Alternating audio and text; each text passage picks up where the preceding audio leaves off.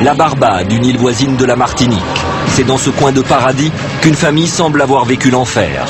Cela fait bientôt 200 ans que le caveau de la famille Chase est vide, car des phénomènes macabres d'une incroyable violence s'y sont produits sans aucune explication.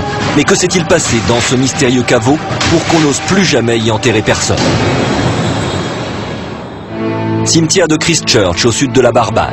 En 1808, les époux Chase prennent possession d'un caveau à l'occasion d'un bien triste événement, le décès d'une de leurs filles, Marianne, âgée de 2 ans. 4 ans plus tard, le caveau est ouvert à nouveau car les Chase viennent de perdre leur seconde fille. 1 mois plus tard, c'est au tour du père, Thomas Chase, de rejoindre ses enfants dans la tombe. Un destin funèbre s'acharne sur la famille Chase et pourtant, le cauchemar ne fait que commencer.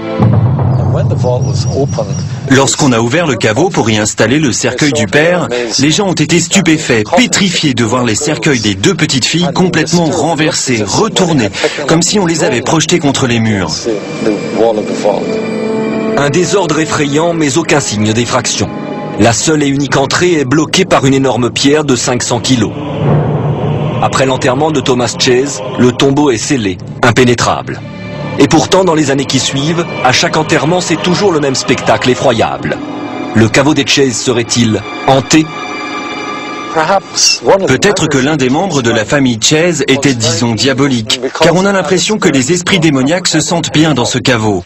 C'est une explication très étrange, mais il n'y en a pas d'autre, alors c'est à vous de juger. En 1819, nouveau décès dans la famille.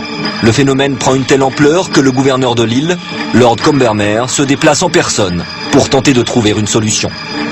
Lord Combermere ordonna qu'on recouvre complètement le sol avec du sable fin pour obtenir des empreintes. Puis la porte du caveau fut scellée. L'année suivante, il est revenu avec des gardes, des soldats et au moins la moitié des habitants de l'île. Mais en ouvrant le caveau, c'était encore la même agitation. Des cercueils dans le désordre le plus total et sur le sable, aucune trace. Devant une telle énigme, des témoins terrorisés n'ont pu que reproduire la scène sans jamais pouvoir l'expliquer. Ces dessins sont des pièces à conviction historique qui témoignent du mystère de ce caveau. Un mystère qui aujourd'hui encore n'a trouvé aucune explication rationnelle. En 1820, pour venir à bout de ce mystère, le gouverneur de la Barbade exigea qu'on retire les cercueils. Depuis ce jour, le maudit caveau des Chase est laissé à l'abandon.